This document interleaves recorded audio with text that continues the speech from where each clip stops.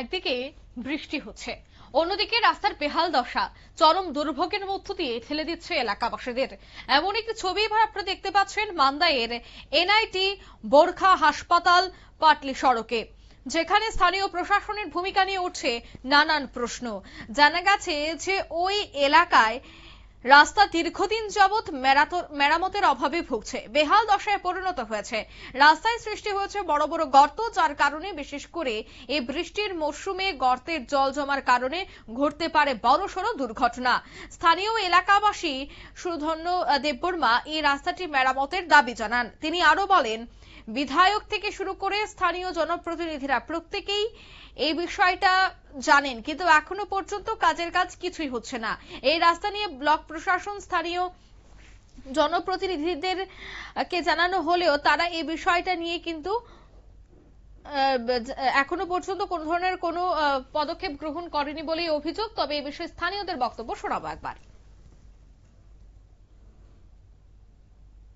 ফেরিং করা হয়েছে মধ্যে করছে না তো, এখন পর্যন্ত করছে না। না এই রাস্তা কইতে কই আসা যাওয়া করতে পারে? এটা ললিত বাজার যা, টলি বাজার থেকে এনআইটি এনআইটি যা, এটা বুড়াখাও যাওয়া যায়, বুরখা হাসপাতালে। হ্যাঁ, এদিকে অনেক কিছু জায়গা যাওয়া যায়, পাটনি পর্যন্ত। এই একটি রাস্তা শর্টকাট তাই তো। তারপরে আপনি বর্তমানে সরকারকে কি বলবেন? এই রাস্তাটি ভাঙা দীর্ঘদিন ধরে, এই বিষয়টা নিয়ে কি বলবেন? সরকার কি বলবো কো, করবো ক সরকার তো সেই কইব, আমরা তো করাইতে আছি, এদিকে করাতে আছে, এদিকে করাইতে আছে। কয়টা জায়গা রাস্তাটি ভাঙা? এটা প্রচুর ভাঙা আছে এই রাস্তা। আপনারা গাড়ি চালক, বাইক চালক ভীষণ অসুবিধা ভুগছে, তাই তো? আপনার নাম? সুদন দেববর্মা। হ্যাঁ, সুদন দেববর্মা। কোন ব্লক অন্তর্গত? আমরা